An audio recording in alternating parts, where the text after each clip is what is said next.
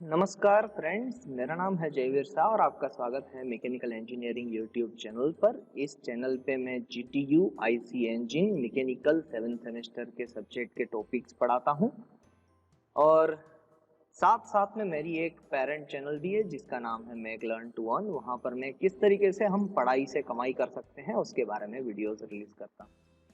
तो चलिए फ्रेंड्स, आज का वीडियो शुरू करते हैं जो है एसआई इंजन के कंबशन स्टेज पे। ये लेक्चर नंबर 27 है। इससे पहले 26 लेक्चर्स हो चुके हैं। अगर आपको उसकी लिंक चाहिए तो आप ये वीडियो एक बार पूरा देख लीजिए, एंड तक जाइए और एंड में आपको engineering thermodynamics as well as आपको आईसी इंजन की प्लेलिस्ट मिलेगी। उसके साथ में NTAC, nano technology and surface engineering, जिसका मैं थर्ड पोर्शन कवर कर रहा हूं, तो वो भी प्लेलिस्ट आपको मिल जाएगी। तो ये तीनों प्लेलिस्ट के लिए ये वीडियो को कंप्लीट देखिए। Eight the end of this video you will get this free playlist. Last lecture यानी कि 26 लेक्चर में हमने देखा मोटरिंग कर्व किसे कहते हैं, P theta diagram, pressure versus crank angle diagram. और उस पी थीटा डायग्राम से हमें पता चला कि without combustion and with combustion किस तरीके से ग्राफ में चेंजेस होते हैं। अब इस लेक्चर में हम क्या देखेंगे कि एसआई इंजन के जो कंबशन की स्टेजेस है वो कौन कौन से हैं। फर्स्ट स्टेज है इग्निशन लेग, सेकंड स्टेज है flame propagation and third stage है आफ्टर बर्निंग। तो ये तीनों है क्या, इसकी डेफिनेशन क्या है और कैसे हम तीनों को डिस्टिंग्विश कर सकते हैं, कैसे तीनों में डिफरेंस देख सकते हैं और इसकी इंपैक्ट क्या होगी, मींस कंक्लूजन कि भाई कौन सी चीज जल्दी होनी चाहिए और कौन सी चीज में देर लगे तो ठीक है, इसके बारे में बात करेंगे। सबसे पहले मैं अपना इंट्रोडक्शन दे देता हूं। जिनको भी मेरा इंट्रोडक्शन पता है वो 1 मिनट के लिए वीडियो को स्किप कर सकते हैं। So myself Jayveer Shah, I am having 10 years of experience in engineering teaching, B mechanical with 9.47, 3 times 10 out of 10 SPI during my bachelor, masters in automobile with 9.12 CPI, and post graduation diploma in intellectual property right with top in Gujarat with 9.12 CPI. Also an Indian patent agent, and my Indian patent agent number is 3339, and currently pursuing PhD. So this is a brief introduction about myself, and let's start with the lecture in which we are going to discuss about stages of combustion in spark ignition engine. Let's start with the figure. So this figure indicates what it indicates. It indicates P theta diagram once again. Okay, I need to draw a little larger picture. I am stretching my pen. Okay, I'm taking it out over here. ऐसा मैंने क्यों किया आपको भी पता चल जाएगा। आपको भी जब भी ये डायग्राम बनाने वाले हो ड्यूरिंग द एग्जामिनेशन, तो आपको भी ये diagram bottom of the page से स्टार्ट करना है, क्योंकि ऊपर तक जा सकता है diagram. It will take some length. क्यों ऐसा, वो भी आपको समझ में आ जाएगा at the end of this lecture. पहले आप यहाँ पर कॉन्सेंट्रेट कीजिए। और यहाँ पर हमने डायग्राम बनाया है वो कौन सा है, पी थीटा डायग्राम। अगेन हम मोटरिंग कर्व ही बात कर रहे हैं, मोटरिंग कर्व की ही बात कर रहे हैं। तो मोटरिंग कर्व क्या है, पी थीटा क्या है, पी यानी प्रेशर। प्रेशर कब होगा, जैसे हम जानते हैं कि आईसी इंजन में होता क्या है, आईसी इंजन में पिस्टन की मूवमेंट होती है। एक्चुअली हम कर क्या रहे हैं, देखिए सारी इंजीनियरिंग जो भी जनरेट हुई है वो कहां से जनरेट हुई है, after the revolutionary invention of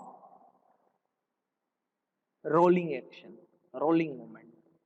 जब ये एक मूवमेंट एग्जिस्ट हुआ तो उसके बाद में सारी मूवमेंट्स एग्जिस्ट हुई। तो in the same manner rolling action हम देख सकते हैं आईसी इंजन में। आईसी इंजन में कैसे देख सकते हैं, सपोज आप एज्यूम कीजिए कि ये एक क्रैंक है, क्रैंक है। क्रैंक को मैं कैसे रिप्रेजेंट करूं, देखिए। So here it is, suppose this is a crank.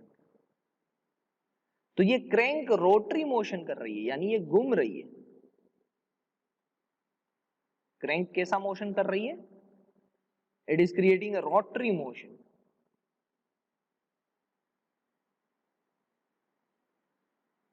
Okay, तो ये क्रैंक घूम रही है, ये इसका मोशन है। व्हाइट कलर से जो मैंने पाथ बताया वहां पर ये रोटेशन कर रही है। तो रोटेशन, ये मोशन सबसे पहले एग्जिस्ट हुआ है as far as engineering is concern, और सारे जितने भी मूवमेंट्स हैं इसके बाद ही इंप्लीमेंट किए गए या इंप्लीमेंट किए जा रहे हैं। अगर मुझे यहां पर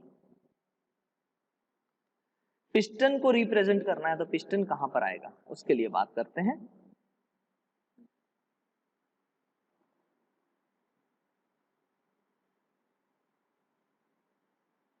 ओके, तो ये मैंने एक सेंटर लाइन बनाई है, तो आप उससे कंफ्यूज मत हो जाइएगा। सेंटर लाइन है ये, ऐसा ही समझिएगा कि दिस इज ब्लैक लाइन और डार्क एंड ब्लैक कर सिर्फ दिखने के लिए, sorry, dark and black, and again I need to draw a piston over here.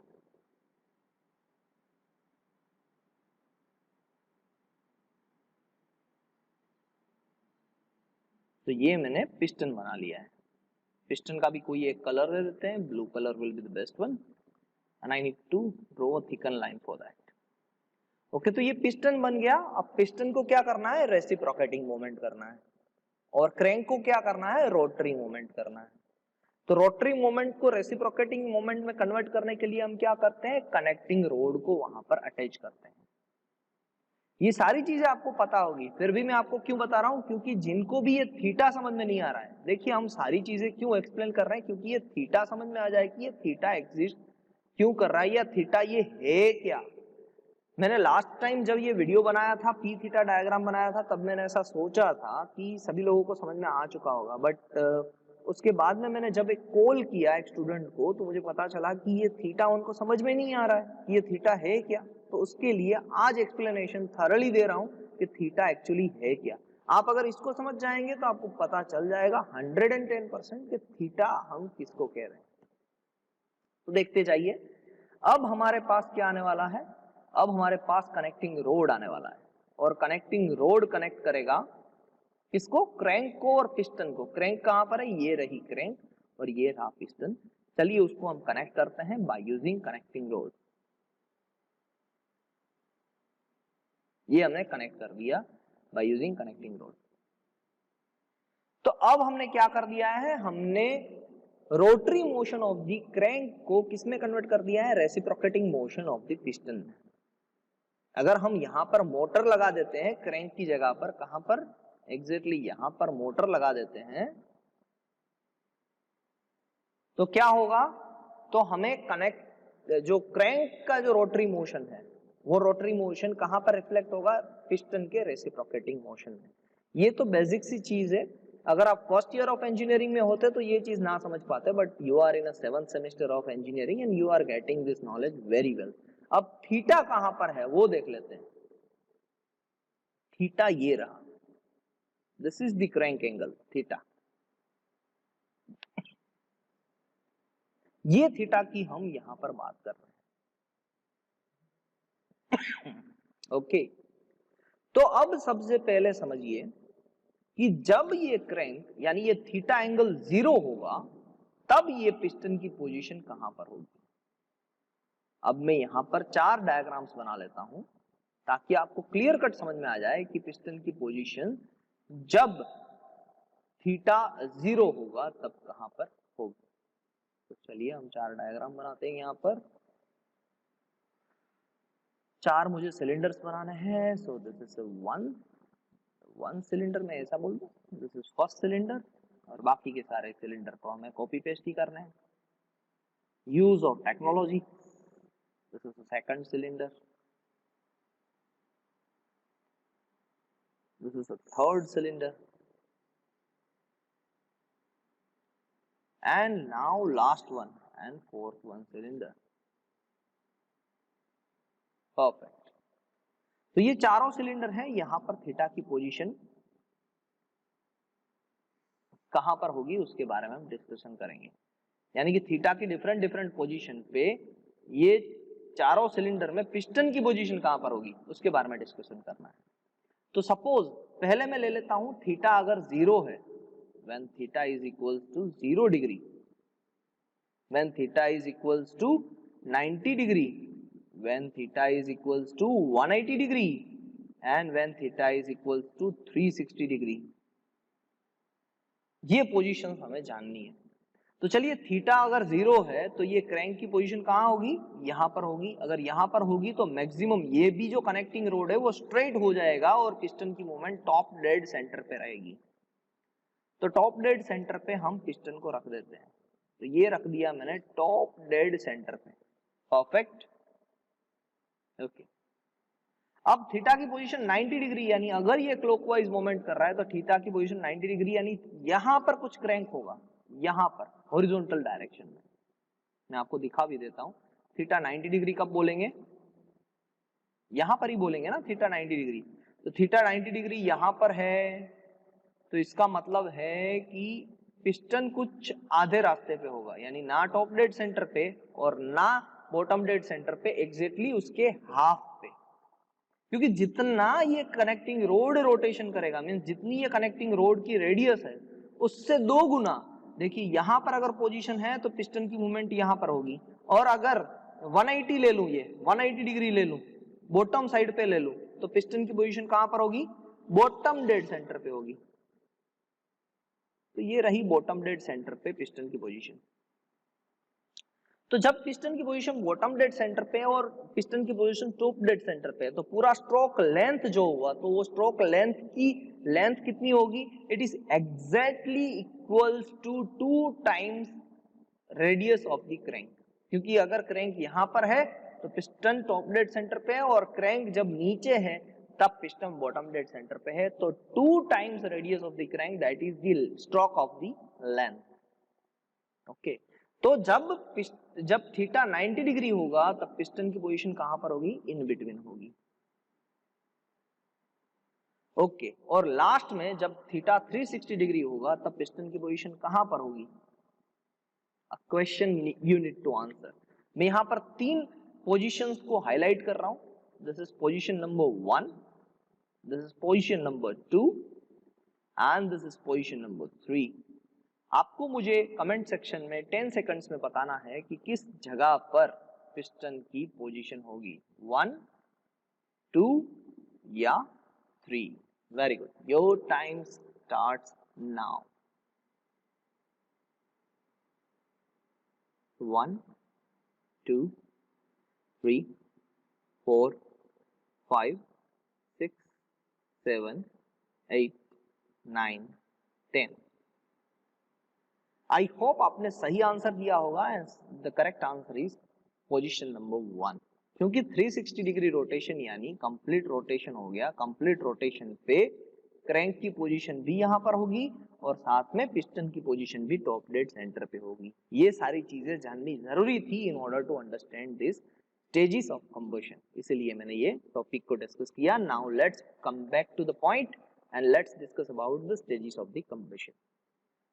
अब हम क्या करेंगे, यहां पर हमें मोटरिंग कर्व तो पहले बना ही देना है। मोटरिंग कर्व क्या है, जब स्पार्क प्रोड्यूस ना हो, जब कंबशन एक्टिविटीज ना हो, तब जाके किस तरीके का कर्व बनता है, प्रेशर कितना राइज होता है विदाउट प्रोडक्शन ऑफ स्पार्क, उसके बारे में हम बात करेंगे। तो विदाउट प्रोडक्शन ऑफ स्पार्क हमें सबसे पहले 180 डिग्री को यहां पर डिनोट करना है। तो चलिए पहले मैं 180 डिग्री को बना लेता हूं यहां पर।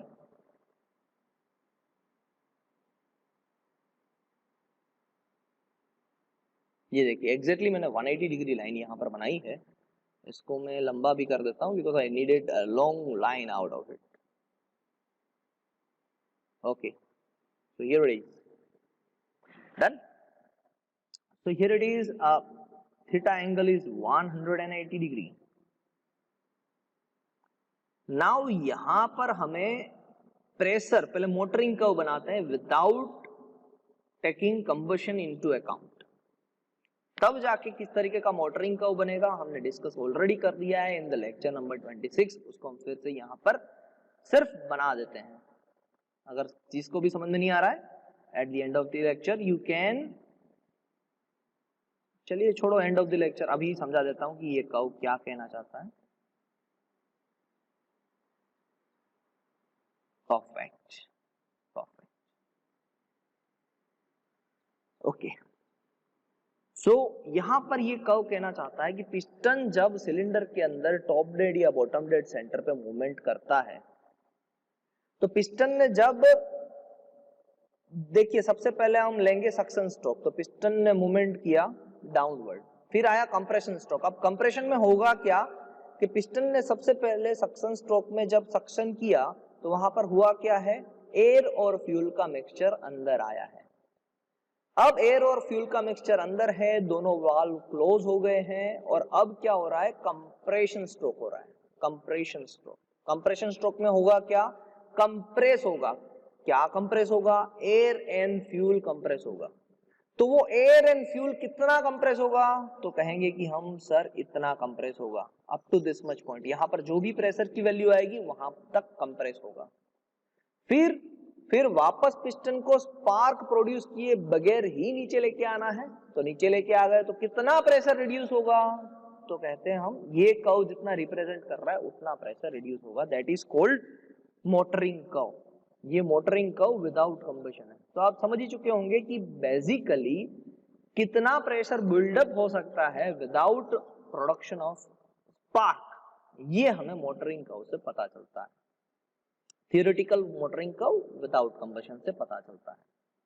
ओके, अब हमें क्या करना है, हमें एक्चुअल पोजीशन में आप समझिएगा बात को, एक्चुअली जब प्रैक्टिकली जब हम स्पार्क प्रोड्यूस करते हैं तो स्पार्क को हम टॉप डेड सेंटर से थोड़ा सा पहले प्रोड्यूस करते हैं। अब ये क्या है, स्पार्क को टॉप डेड सेंटर से पहले, तो इसको कहता है स्पार्क, इस टर्म को कहते हैं spark advance.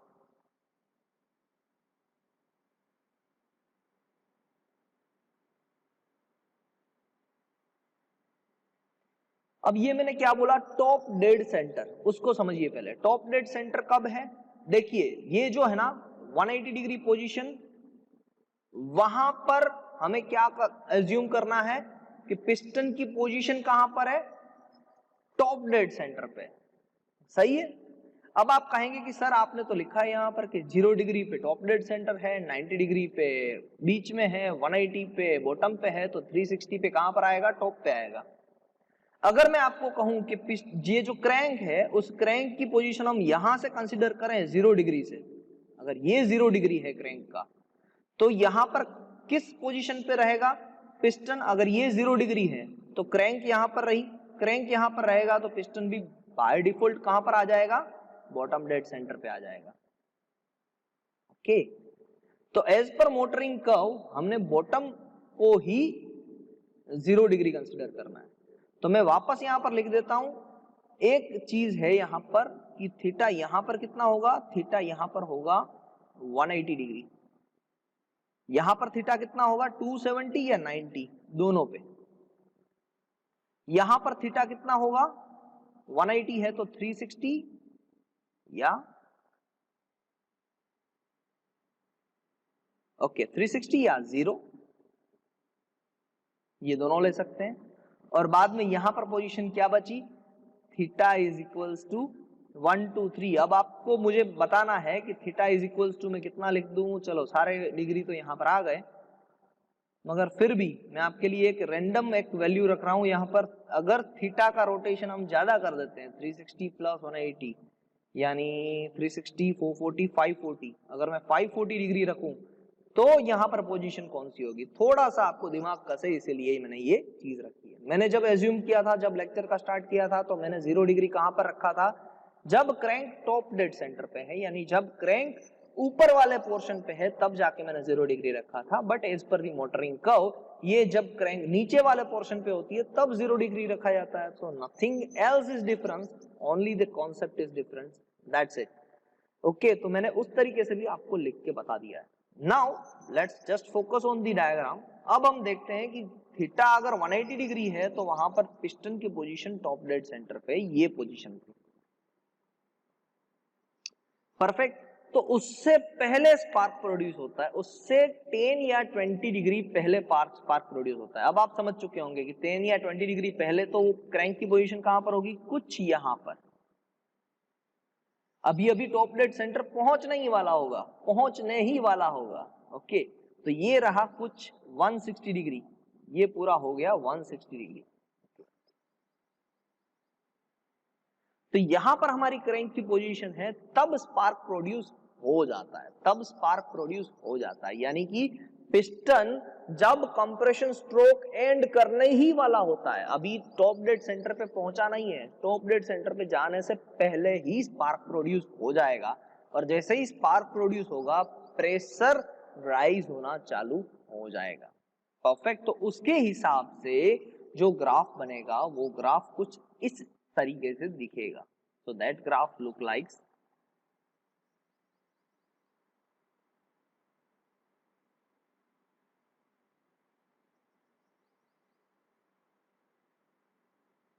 in this manner, something in this manner. Okay. तो यहां पर देखिए एक पॉइंट बना जहां से मोटरिंग कर्व एंड जो हमने येलो कलर का जो एक्चुअल डायग्राम बन रहा है उसको हमने डिफर किया, and that point is called A point. This point is called sorry B point. जहां से ये दोनों डायग्राम डिफर हो रहे हैं ना, उस पॉइंट को हम कहेंगे बी पॉइंट। और जहां पर स्पार्क प्रोड्यूस हुआ, यहां पर कहीं पर स्पार्क प्रोड्यूस हुआ और उस पॉइंट को हम कहेंगे ए पॉइंट। तो जहां से स्पार्क प्रोड्यूस हुआ और जहां से प्रेशर ने राइज लिया यानी प्रेशर बढ़ा, उन दोनों पॉइंट के बीच का जो डिफरेंस है, time difference A to B का, उसको हम कहते हैं इग्निशन लेग।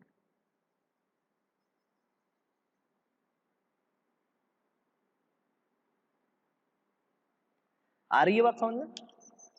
फिर से समझिए। बॉटम डेड पहले सक्शन स्ट्रोक हुआ, क्या हुआ सक्शन स्ट्रोक में? सक्शन वाल्व ओपन हुआ, पिस्टन की मूवमेंट हो रही है from top dead centre to bottom dead centre, और फ्यूल एंड एयर का मिक्सचर है वो सिलेंडर के अंदर फिल हो रहा है। परफेक्ट। ये एक चीज कंप्लीट हो गई।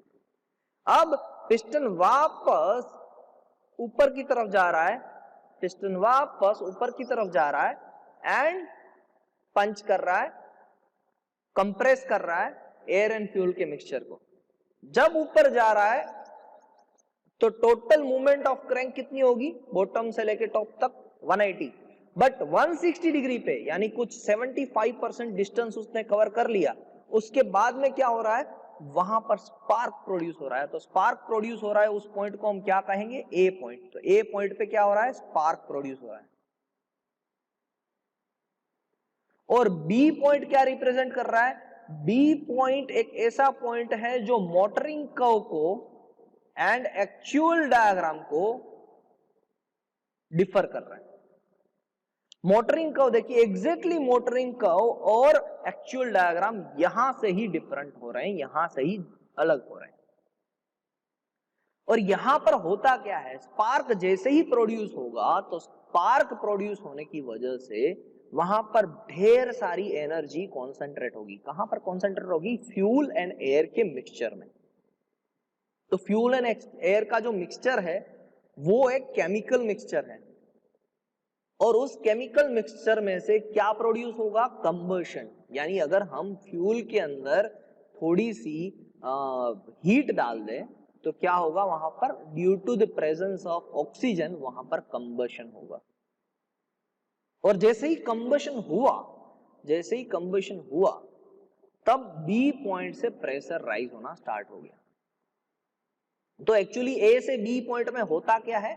ए से बी पॉइंट में मिक्सचर अपना टेम्परेचर गेन करता है, वो केमिकल रिएक्शन के लिए प्रिपेयर्ड होता है, अपने आप को प्रिपेयर करता है केमिकल रिएक्शन के लिए। थोड़ी सी हीट दी गई तो केमिकल रिएक्शन प्रोड्यूस हो, उसके लिए अपने आप को प्रिपेयर करता है। So that is the function of the ignition leg. तो इग्निशन लेग कैसे होना चाहिए? एकदम जल्दी होना चाहिए, जितना जल्दी हो सके उतना जल्दी होना चाहिए, ताकि केमिकल रिएक्शंस जल्दी से स्टार्ट हो पाए। ये भी टाइम लगता है, केमिकली रिएक्शन स्टार्ट होने में भी टाइम लगता है, और जितना भी टाइम लगता है उसी को हम इग्निशन लेग कहते हैं। अब इग्निशन लेग को अगर और एक तरीके से जानना है, और एक डेफिनेशन से जानना है, तो भी जान सकते हैं। क्या जान सकते हैं? कि स्पार्क प्रोड्यूस हुआ, उसके बाद में जब फर्स्ट फ्लेम प्रोड्यूस हो रही है, स्पार्क से लेके फर्स्ट फ्लेम तक का टाइम, उसे हम इग्निशन लेग कहेंगे। अगर आपको डेफिनेशन समझ में आ चुकी है, please write down in the comment box what is the definition of the ignition leg. 1, you will have 10 seconds. 2,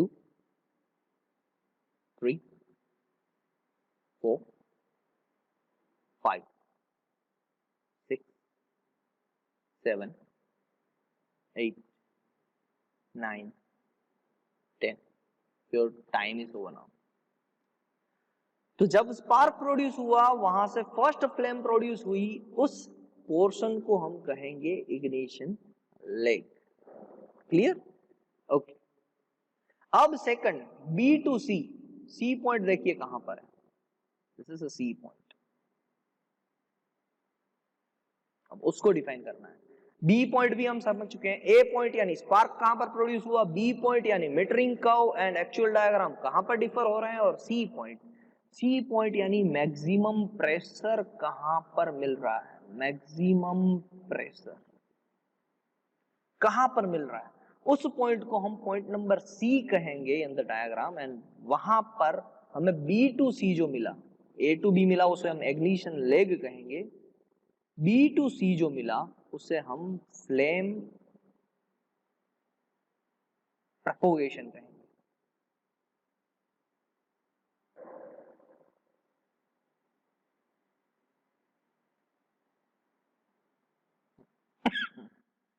flame propagation यानी क्या, देखिए बी पॉइंट पे तो फर्स्ट फ्लेम स्टार्ट हो गई थी. अब उस फ्लेम को करना क्या था, अब उस फ्लेम को प्रोपोगेट होना था, आगे बढ़ना था. फ्लेम आगे बढ़ेगी, फ्लेम आगे बढ़ेगी तो उसी हिसाब से अप टू सर्टेन पॉइंट वो प्रेशर को भी आगे बढ़ाएंगे. और बाद में due to the lack of presence of air और lack of presence of oxygen in the fuel, वो प्रेशर डिक्रीज हो जाएगा. तो जब तक प्रेशर इंक्रीज हो रहा है from point number B, first flame से लेके फ्लेम जब आगे बढ़ रही है, तब तक जहां तक प्रेशर राइज हो रहा है उस पॉइंट को हम फ्लेम प्रोपोगेशन कहेंगे. और उसे रिप्रेजेंट किया जाएगा B to C time frame में. तो ये B to C time frame हमें कैसे पता चलेगा, देखिए यहां पर भी कुछ हमें थीटा मिलेंगे. तो ये थीटा कितना होगा, ये कुछ 10 डिग्री जितना थीटा होगा. यानी 5 to 10 degree of crank angle वो किसके लिए लगेंगे, केमिकली मिक्सचर प्रिपेयर होने के लिए या स्पार्क से लेके फर्स्ट फ्लेम जनरेट होने के लिए. और वहां से लेके अगर मैं यहां पर बात करूं ये सी नंबर के पॉइंट पे, तो सी नंबर के पॉइंट पे जाने तक ये 180 है. तो यहां से लेके 5 to 10 डिग्री यहां पर भी टाइम लगेगा. कहां से, टॉप डेड सेंटर से 5 to 10. अगर बी पॉइंट से मैं लिखने जाऊं तो अगर ये होगा कुछ time, B point spark produce होता है 20 degree before top dead centre, तो टॉप डेड सेंटर से 10 डिग्री ये निकल गया, तो 10 ये भी है. तो टोटल ये 20 डिग्री तक क्रैंक की पोजीशन जब 170 डिग्री से 190 डिग्री तक रहेगी, तब तक फ्लेम प्रोपोगेट होती रहेगी, तब तक हमें हाई प्रेशर मिलता रहेगा और तब तक पिस्टन के ऊपर हमारे पास ज्यादा से ज्यादा पावर मिलेगा. परफेक्ट. तो ये जो 20 डिग्री है वो 20 डिग्री फ्लेम प्रोपोगेशन को रिप्रेजेंट करती है. I hope you get it. फिर से मैं रिपीट कर देता हूं. इग्निशन लेग यानी स्पार्क से लेके फर्स्ट फ्लेम तक का time period, and flame propagation means first flame से लेके मैक्सिमम प्रेशर जब तक प्रोड्यूस होता है वहां तक का time period.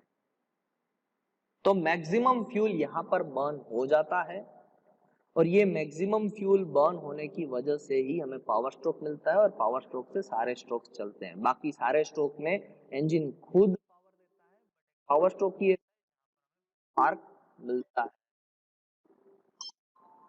Okay, now let's discuss about the next point and that is what after burning. तो आफ्टर बर्निंग क्या होता है, देखिए काफी टाइम हमने बात किया था कि रिच मिक्सचर को हम प्रोवाइड करते हैं या हम लीन मिक्सचर को प्रोवाइड करते हैं. तो जब भी हम रिच मिक्सचर को प्रोवाइड करते हैं तो वहां पर ऑक्सीजन कम है और फ्यूल ज्यादा है, और जब भी हम लीन मिक्सचर को प्रोवाइड करते हैं तो वहां पर एयर ज्यादा है एंड फ्यूल कम है. ओके, तो जब रिच मिक्सचर को प्रोवाइड करेंगे या फिर जितना भी हमारे पास फ्यूल है जो बच चुका है अभी आफ्टर पिक प्रेशर के बाद, पिक प्रेशर कब तक रहेगा, जब फ्यूल के साथ एयर बर्न होती रहेगी. और जैसे ही एक बार एयर कंप्लीट कंज्यूम हो गई या 90% कंज्यूम हो गई, रिमेनिंग 10% ऑफ एयर बची है, तो फ्यूल भी बचे हैं मगर एयर भी बची है, बट उतना पावर नहीं मिल रहा है, तो उस पोर्शन को हम कहेंगे आफ्टर बर्निंग पोर्शन।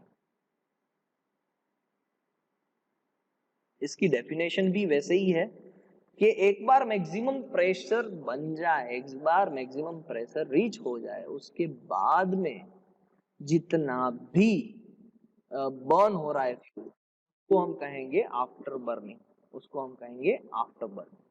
तो यहाँ पर आफ्टर बर्निंग हो रही है, और आफ्टर बर्निंग फेज एक बार पिस्टन कहाँ पर चला जाए, एक बार पिस्टन टॉप डेड सेंटर से चला जाए, तब आफ्टर बर्निंग हो पाती है। So I hope you are clear with this three facts. Okay, what is ignition leg, what is flame propagation, and what is afterburning. You need to submit your this explanation that stages of combustion in SI engine. ये हमारा title भी है, और आपको आज ये submit भी करना है, stages of combustion in SI engine.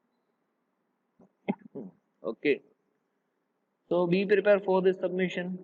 मैं आपको बुक भी भेज रहा हूँ, PDF book, e copy of book में व्हाट्सएप ग्रुप के अंदर शेयर कर दूंगा, आप वहाँ से कलेक्ट कर सकते हैं। आई रिक्वेस्ट यू कि आप कलेक्ट करें और अच्छी तरीके से वहाँ से नॉलेज ले पाएँ। So that is the main M of mind. और भी अगर आपको कुछ डाउट्स है तो प्लीज़ लिखिएगा, I will be waiting for your doubts. तब तक के लिए thank you very much and have a nice day. Stages of combustion in SI engine के बारे में आपको 7 मार्क्स का क्वेश्चन आंसर करके मुझे भेजना है, जिसके अंदर आप ये कर्व बनाएंगे, ये एक्सप्लेनेशन करेंगे क्रैंक का, और साथ में आप इग्निशन लेग क्या है, फ्लेम प्रोपगेशन क्या है, एंड आफ्टर बर्निंग क्या है, उसके बारे में बताएंगे। तब तक के लिए मिलते हैं, tata bye bye and have a nice day.